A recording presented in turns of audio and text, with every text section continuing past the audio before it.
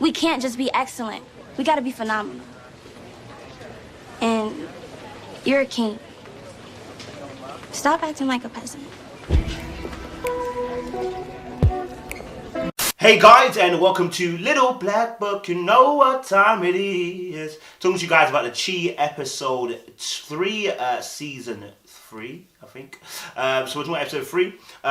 If you're new to the channel, make sure you like, share, subscribe, click on that bell button for a notification of the uploads. For those of you returnees, you got the minerals. You got the minerals. Talking to you guys again about episode 3. So, with the Chi obviously going as it is, we see that Keisha is still missing. We have Kevin on the hunt for his sister, and Jake helping him out and recruiting his brother Treg to be involved. We see Ronnie on a road of redemption, heading to church and trying to spread this love. We see Emmett and Tiffany having some relational problems, and then we get to see also, who else? Sorry. And then we can see obviously the beef between Draya and Keisha's mum, and also the meeting group as well.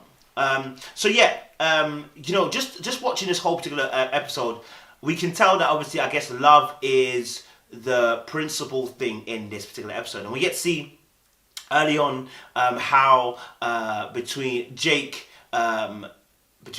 Treg, and Kevin, and the old girl as well. And what's really interesting is, number one, again, the color schemes. We see obviously Jake and Kevin in green. Now, I think I told you guys about dark green. Dark green oftentimes is showing us that the people, dark green is a color which people take as being hidden.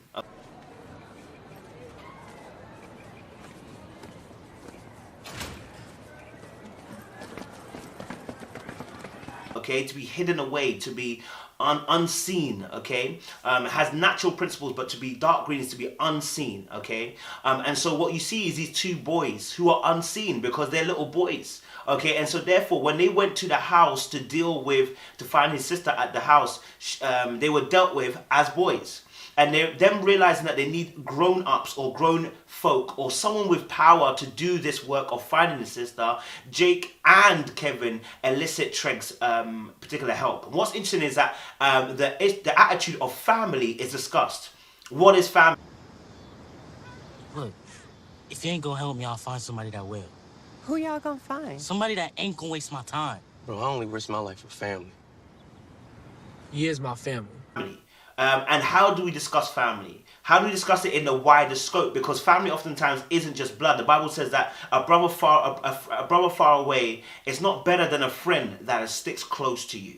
And so understanding that when Jake then says, obviously, Kevin is my family. He is my family. It's understanding that a friend who sticks closer than a brother is like family. He is family. He's just not family by blood. And many of us have friendships like this where a person is a better brother than an actual brother. The friend's a better sister than an actual sister. The person is closer to us than any of our families who are blood. And so we see that obviously with Jake, and we see that with Kevin. What's interesting as well is the dynamics of Kevin again checking Treg for saying nigger. And what's really interesting is the way that Kevin has elicited power in telling people, don't say that word, right? Because obviously the mentorship under Brandon, and how Brandon didn't like that word, we see the fact that this is rubbing off on Kevin. And what's really interesting is that the Bible says, train a child in the way to go and he will not depart from it. Nigga, I don't know you like that. Don't call me nigga, alright? Kevin saw Brandon as his older brother, and the characteristics of Brandon are rubbing off on Kevin. Yeah, the fact that Brandon looked out for Kevin in all things is now how he's honoring his name in the way that even like doesn't want people calling him nigger. And what's interesting is that the Bible talks about the fact that someone else who was like a big brother or like a father figure, like a son, who dies for us is Jesus Christ. And because of his last will or his words to us from his death is that, listen, honor me by believing in what I did, okay? Now, as Christians, we follow Christ because we know what he's done for us. We know what he is, and we know who he is to us. And because of that, those words that he says as he's passing is so important to us that we do as what Kevin does. We start to say we behave like him. We talk like him. We move like him. We do what Kevin did, which is like, okay, look, hey, I got to honor this man's name, okay, in being like him. Right? The Bible says he's conforming us to the image of the Son. So understand that as a Christian, we are conforming to not the image of man, but an image of Jesus Christ, the perfect one, the Savior, the Messiah, the Son, the begotten Son of God. And so we see Kevin here in the same fashion in both episode 1 and episode 2, checking Treg and checking Emmett respectively in regards to that. And we see later on when Treg actually, it's interesting that Treg decides to do this deed for Kevin because of his brother Jake. And this is why partnerships are so important, and having certain friends is so important. The Bible says even make friends with those who have mammon. It's not to say that we should be controlled by mammon, but make friends with those who have mammon. Why? Because they can make certain choices that can affect your life, okay? That can put you in good stead, okay? Not that God is not sovereign, not that God can't do it himself, but God uses people to do certain things. You understand? And so later on we see that Kevin gets frustrated when he asks him, obviously, did you check every room? When Treg says, I didn't find his sister. And the amount of danger that Treg went into shows the importance of how he feels about his brother Treg. You know, the Bible says that Jesus left the 99 to go after the one. Treg is willing to put himself into danger. As he said, look, my head could get chopped off here. Like, I can get blasted for going into 61st Street. Literally just because they don't like me. You understand? But he decides to go there with old girl. I always forget her name. I don't know why. To the actual place. Yeah, and what's interesting is the way that obviously that they both do Bonnie and Clyde business, busting up into there, and she's like, "Oh, I'm going with you because I want to make sure that you're safe." You know what I'm saying? This is this teamwork, this I got you, you got me kind of partnership. Yeah, that two are becoming one flesh. This is what we talk about. Yeah. So what's interesting is that it's the way that Treg reacted. Although he's not a brother to Kevin, he's a brother to Jake. His love for Jake makes him act on behalf of Treg, on behalf of Kevin. We'll tighten up. Please do. You don't hear about these white people? Look, whether you like it or not, these white folks are still running shit. And the only way for us to fix it is to... Interesting, because what I loved is the positivity they put in this show in terms of Kevin and liking a very powerful, smart, on it, intelligent black girl, dark skinned too. Love it. We love that. Do you understand?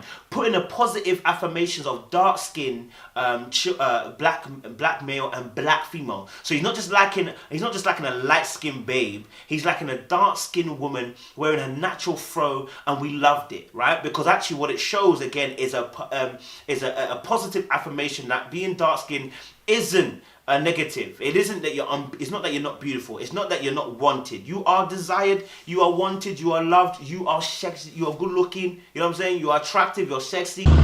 Black women are beautiful, but let me refocus. Black women are beautiful, but let me refocus. Like, dark skin is beautiful. You understand? And I love the fact that they put in the scene that, you know, Jake, sorry, not even Jake, but, you know, Kevin kind of fell in love with the intelligence of this woman. So not only was he that she's beautiful to him, but her intelligence, her articulation, the way that she was able to command made him feel like, boom, yeah, all right then, I love it. I love that kind of, I'm attracted to that. And whereas Jake goes, nah, I'm not interested. That's not my kind of broad. That's not my kind of gal. You understand? And she checks him as well, right? And this is the beauty of black women that we always love to uplift, is that black women have this ability to be able to nullify black men with their intelligence. Yeah, they're not fighting, they're not putting fists up, they nullify us with intelligence. This is a woman trait in general, but just talking about dark skin, just talking about black women, I should say, it's powerful and lovely to see that she mentions the fact that we have to be not just excellent, but phenomenal. You understand? And her words that are really powerful is that she knows that she knows the intelligence and the potential of Kevin, and says, you are a king. You understand? Behave like one. And you know, the ability of a woman is that she can pull the man out of a boy. and I'm not saying that women should do this, by the way, I'm just saying to you that the ability of a woman is that through her actions, she can pull the man out the boy. Yeah, that you'll see that Kevin will begin to change just because of this woman. Taking things more seriously just because of this woman. Being more smart about his moves just because of this woman. Like, the love of a good woman does that to us. It sharpens us, right? And so that's powerful to watch as well. I love that. I pride myself on having good customer service. It ain't like they niggas gonna fill out a Yelp review. Okay, I am going to take EJ. We get the scene with Emmett and Tiffany. And what's really interesting is that obviously Emmett was working late, right? And old girl Dominique comes in. Now Dominique's wearing this lovely brown hoodie on as well. You know, I will tell you guys about brown. Brown is sturdy, it's consistent, you know, it's not loud, it's not arriving. It's just a nice earthy kind of color. And browns, like I said, they're just consistent with it, right? And so you see Dominique coming into this place and she offers advice about, have you ever thought about putting in buttermilk? And you see that obviously Bossman gets a little bit angry and frustrated to the point where obviously then Emmett has to come out. And there's this tense scene where Was running things together. You know what I mean? I ain't like these other hoes you used to deal with. Goodbye. Dominique and Emmett are the tension that is so sexual, that's seductive, it's attractive, it sparks electricity, that their faces are almost touching, they're so close, but nothing happens. And this is what we call playing close to the fire, where Emmett, if he doesn't get a hold of himself and doesn't regulate it, it's going to cause himself trouble. This is why I said to you, working with somebody you find attractive like this in close quarters, when you got a history of falling down, when the fact that she had to see your nuts before she opened the door, you already know where it's going. Where you keep looking at her back behind and backside, you've got a problem. You understand? You've got a problem. And you're causing yourself issues. And this partnership, is it going to work?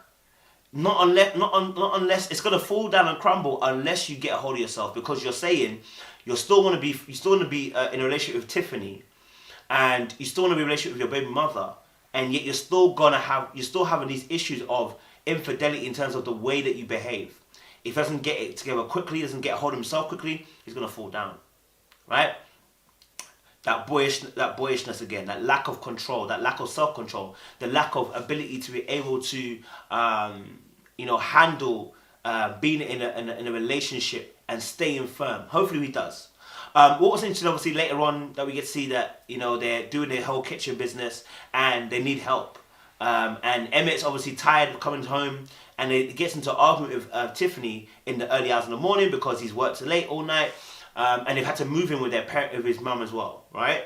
And now what was interesting about that is because with Emmett, we're still seeing aspects of a boy. Though he has the responsibility of trying to be a man and financially provide for his children and his family, this understanding that a man often isn't isn't regarded just on trying to provide, but actually doing what he said. So when he didn't do what he said he was going to do, okay, he formed.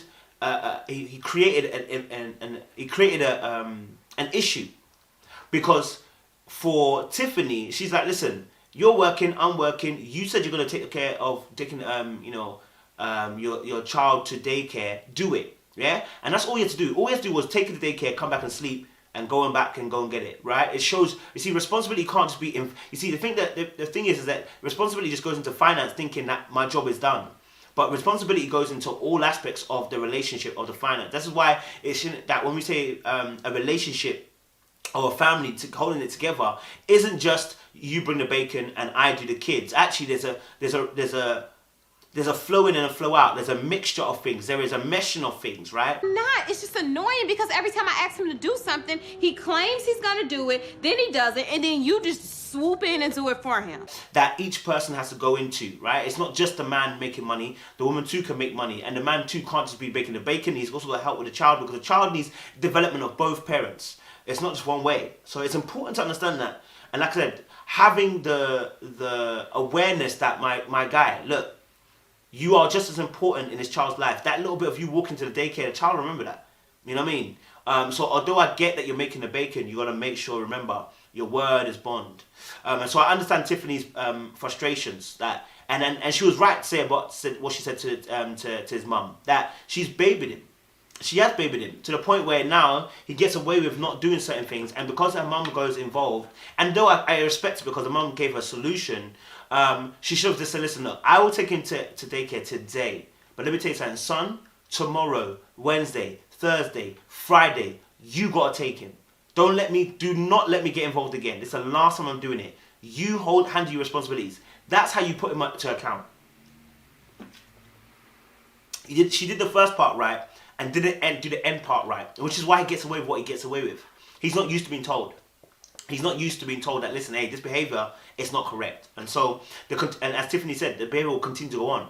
I respect the fact that she's quick to say sorry and quick to apologize and quick to, try to make things work. And she kissed him on the lips and went back to her stuff. And I'm scared that all of this that she's doing, he's going to do what he's doing. And I heard that women are birthed almost for pain, it feels like sometimes. That guys sometimes just treat women as if they're birthed for pain. I don't think anyone's birthed for pain. I don't think anyone is. We get to see Ronnie. Ronnie obviously gets involved now. Well, we see Ronnie's situation where he's picked up by the pastor after being beaten up by a bunch of kids. And we see him enter the church. And what's really interesting, let me tell you something about Jesus Christ. No one can enter the sphere of Jesus Christ and have an encounter with him and go back the same. Ronnie says, obviously, I went to church and I left it. That's fine. You went to church. You didn't find Jesus. Notice the language is very important. I didn't find Jesus. I found the church. There is a difference between the church and Jesus. The church is just a building. The Jesus that we're talking about is meeting the maker, the creator, your person. You know what I'm saying? When you meet that person, your life is changed. Unforgettably. You can't go back. I'm coming back to the heart of worship. It's all about you. You can't mess it up. Like, you can't miss it. And so what's really interesting is how Ronnie begins this embarkment with the Christian pastor, and he said, listen, I can't change you. I'm only here to guide you. I haven't been a Christian since I was a kid. We all lose our way sometimes. I didn't get lost. I walked away. Not a fan of the church, huh? I made a lot of bad choices in my life. So did the men that followed Jesus. No need to convert me, Pastor. And actually, technically, he says something like, you have to save yourself. Technically, we don't even save ourselves. The Bible says, no man can come unto Jesus unless the Father calls him. So what we're technically doing is we're saying, Lord, I need help. We're calling for help. We don't save ourselves, but we're calling for this help. This is the grace of God. The grace of God is this, and no matter where you are, no matter how far you are, no matter how dirty you think you are, no matter what crimes you think you've done, or what crimes you admit to doing, or what crimes you've been done for, it doesn't matter who you are. The worst person you can think of can still allow Christ to enter their life and be changed. There's nobody that's far. We have murderers in the Bible. I'm just going to be honest with you. We have murderers in the Bible. That's what God will allow. That's what God says. God says I can change that. Because everybody has fallen short of the glory of God. Everybody, including you who think you're the good person. And so we see Ronnie's kind of redemption where he then goes and puts flowers for the woman. And he's helping out. And you see this, that, sometimes what happens is that people get locked into moral codes. So it's like, I want to feel better, so I do good deeds. But Christianity isn't about good deeds. Christianity is about the fact that Christ has done the good deed, and because of that, you are righteous, or you are in right standing. You're in a good relationship with God, not because you do right things, but because of what Jesus has done. This is a different type of gospel. No other faith, no other religion preaches such a thing. Everyone else says that you have to do something. You have to be doing something in order for God to love you and to be with you. But in Christianity, we say no. It is the faith that we have in Jesus that allows us to have this relationship with God. He makes us right, not because of what we're doing, but what he's done. And then we see Draya and, the situation with the pictures on Pinterest and Emmett as well. So obviously Emmett knew the password for Pinterest for Keisha, which they found out at the event which was being hosted by, I can't remember the woman's name, but was being hosted. And what was really interesting about that event, or that little gathering, women's gathering, is the sly and the snidey and the rude remarks made by two of the women there, who didn't understand that your children weren't innocent in terms of what image we're going to portray. Your children weren't going to be publicized as angels, But you had the audacity to look at someone else's situation and say, based upon the fact that she had a Pinterest that was half naked, are you sure that, you know, etc., etc. And the truth of the matter is, this is what we do to women a lot of times. We objectify them, and then when they go missing or something like that, or they're hurt, we want to seek to blame a victim. This is what we do. No shade, but how do we know Keisha's even missing? Excuse me? I've seen your daughter's Instagram. Right? Because the reason why we put blame on the victim is because then we can say we control the situation. That's to say that there's a reason why that person did that. Let me be honest with you. Her being kidnapped's got nothing to do necessarily with her and how she's dressing. It's all to do with the fact that the person thought they could take advantage. And that's the thing about power. People do things out of power, not because you're dressed a certain way. Rape doesn't happen because you're dressed a certain way. Rape happens because the person thinks they have power to do so. And so Keisha being taken has nothing to do with her clothing or what she looked like, and yet the women who themselves have been objectified, I'm sure, in their past, use that same rhetoric to objectify Keisha as to say that, oh, that's the reason why she got done dirty. That's not the gospel of God. I'm going to tell you that now. That is not the gospel of God. That God does not do that. And so that was very, very disgusting, you know, and the fact that and you know, it's interesting because the way they view boys to how they view girls, you know. Your boy will be a gangbanger, but you'll be out here defending him. And rather than actually dealing with the issues at hand, you'll say, oh, he's a good boy. But then when it comes to the woman, because of the way she's dressed, you're going to start judging her. Crazy. Crazy, crazy, crazy, crazy, crazy. And it could be anybody's daughter. That's the maddest thing about it.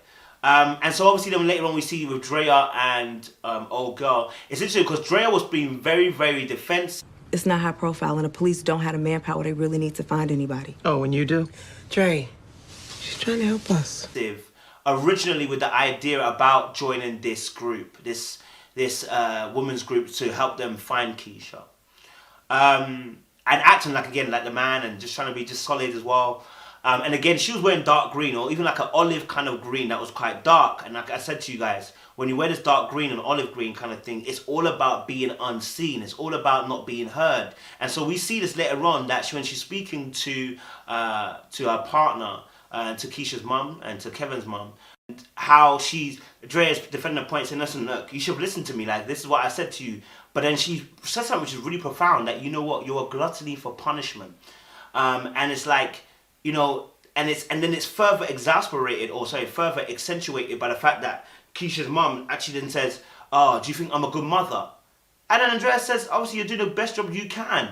And it's just like, you could never win with the reaction, because obviously I understood what Draya meant, I understood what Keisha's mum was saying, right? And the whole point was that she felt like she hadn't done a good job. I work all day so I can give them a good life.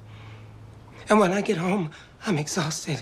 I got nothing else to give. And this is what we see in the very beginning when she's talking to the other woman, that she feels like she hasn't done a good job and she can't.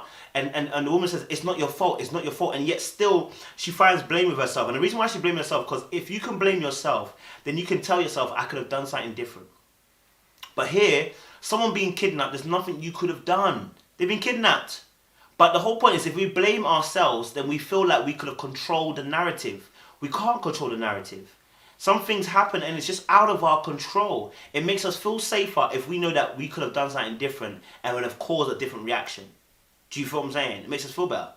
And so obviously then Draya, then in the end, as you know, Keisha's mom said, obviously, it's not your kids, it's mine. And it's funny because obviously this ain't got nothing to do with you. It's got everything to do with me. I'm her mother. She's my child, not yours.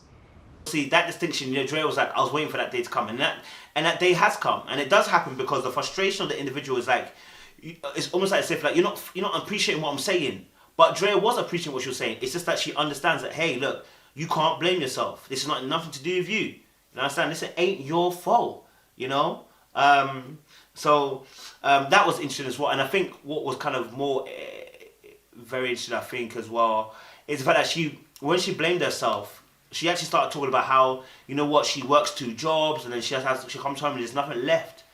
And so there's a sense of guilt because you feel like, I haven't done everything on the table that I could have done, right? But the point is that you've got 2 kids. You're doing everything as best as you can. Your husband died suddenly, or your partner, the dad died suddenly. All of it is a part of the process of the fact that you've done the best you could do. You know, you are not to be judged on that. Okay, but I understand the burden of trying to feel like if there was something more she could have done she would have done it. You know what I mean? It is what it is. And so yeah, I mean, kind of wanted to end on that and say, look, do you know what? The most important thing is that, and when they went to the vigil as well, we saw the fact that Ronnie was gonna find. It seems like Ronnie saw this white guy who potentially could be involved in the kidnapping of Keisha. But what's interesting is the fact that, in all this episode, like I said, how we feel about love and how love plays a part in, the way that we see the world, and the fact that love, how it works between relationships between people, is requiring of communication. It's requiring of conversation. It's requiring us to actually have a discussion, talk, and say, hey, do you know what? I didn't get this right. Or I did get this right. And sometimes we have to take our foot off our own necks and say, hey, there's nothing more I could have done. Regardless of what I did, it weren't going to work. They were always going to go down this path. It is what it is. Alright guys, stay locked, stay loaded. Appreciate you, stay locked into that. And we appreciate you guys for joining us. More love.